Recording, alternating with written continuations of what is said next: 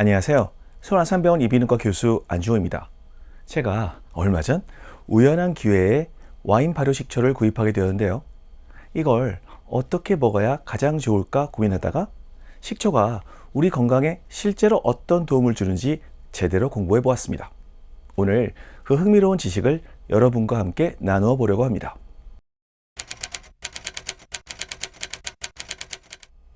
식초는 인류가 수천 년 전부터 사용해온 가장 오래된 발효 조미료이자 천연 보존제입니다. 어원을 살펴보면 프랑스어로 신포도주를 뜻하는 뱅에르그에서 유래했는데요. 말 그대로 술이 오래되어 씌어지면서 만들어진 자연의 산물입니다. 식초가 완성되기 위해서는 두 단계의 생화학적 발효 과정을 거쳐야 합니다. 우선 1단계로 과일이나 곡물에 포함된 당분을 효모가 먹고 알코올로 바꾸는 과정이 필요합니다. 포도가 와인이 되고 쌀이 막걸리가 되는 과정이라고 이해하시면 쉽습니다. 이렇게 만들어진 알코올에 초산균을 넣어 다시 한번 발효를 거치면 비로소 우리가 아는 식초, 즉 초산이 만들어지게 됩니다. 우리가 마트에서 흔히 볼 수 있는 식초는 크게 두 가지로 나뉩니다. 참고로 가정용으로 쓰이지 않는 화학 빙초산은 제외하겠습니다. 첫째는 앞서 말씀드린 천연 발효 식초입니다. 과일이나 곡물을 오랜 시간 자연 발효시켰기 때문에 유기산, 아미노산, 미네랄, 비타민 같은 영양소가 아주 풍부합니다. 우리가 건강 목적으로 마시는 발사믹 식초나 현미 흑초 등이 여기에 해당합니다. 반면 주정 식초는 에탄올에 과일 농축액과 초산균을 넣고 빠르게 강제 발효시켜 만든 것입니다. 신맛은 강하지만 영양 성분은 거의 없어서 주로 요리용으로 쓰이죠. 흔히 보는 양조 식초 등이 이에 해당되는데 영양이 비어있기 때문에 식초만 따로 마시는 것은 권장하지 않습니다. 그렇다면 음식에서 식초는 어떤 역할을 할까요? 단순히 신맛으로 풍미를 돋우는 것 외에도 재미있는 과학적 원리가 숨어 있습니다. 우선 고기를 재울 때 식초를 넣으면 산 성분이 단백질 섬유를 끊어주어 고기가 아주 부드러워집니다.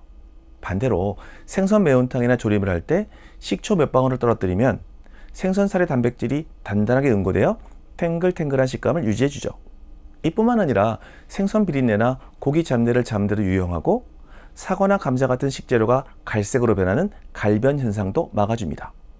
식초는 장아찌, 생선 초밥에서 미생물의 증식을 억제해서 안전하게 보관할 수 있도록 돕는 천연 보존제이기도 합니다. 한마디로 식초는 인류가 발견한 위대한 미생물 공학의 산물이라고 할 수 있습니다.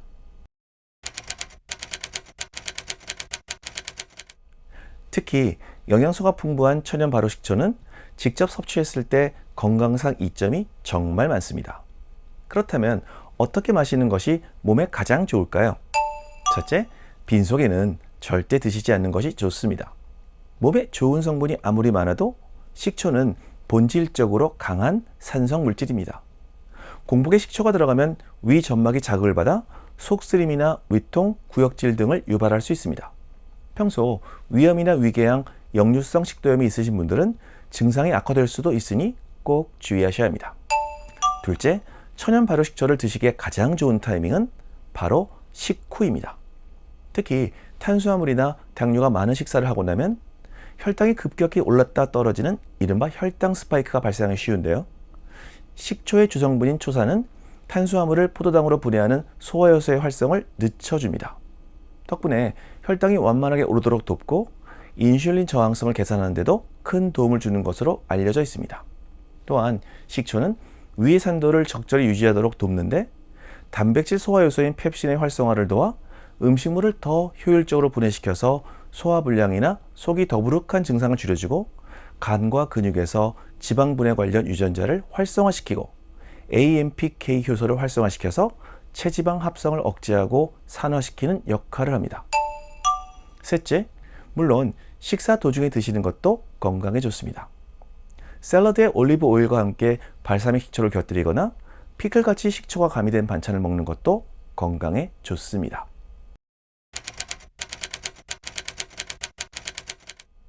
저 포함 많은 분들이 식사 후에 커피 한 잔을 드시면서 다음 일과를 시작합니다. 식사 후 자칫 나른해질 수도 있는 오후를 카페인의 각성 효과와 함께 활기차게 시작하려고 하는 것이죠. 그렇지만 식후 마시는 커피의 카페인은 위식도 역류를 유발할 수도 있고 커피의 탄닌 성분은 식사로 섭취한 철분의 흡수를 방해할 수도 있습니다.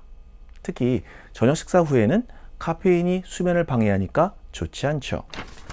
식후 마시는 식초는 앞서 말씀드린 대로 여러 관점에서 건강에 도움을 주기 때문에 저 같은 중년 남성들에게 특히 더 좋을 것 같습니다. 그렇다면 어떻게 마시면 좋을까요? 여름이니까 점심 식사 후 얼음물 한 컵에 예를 들어 20ml 한 포 타서 드시면 됩니다. 여기에 탄산수를 넣어도 시원할 듯 하네요. 저녁 식사 후에는 미지근한 물에 타서 드셔도 좋을 것 같습니다.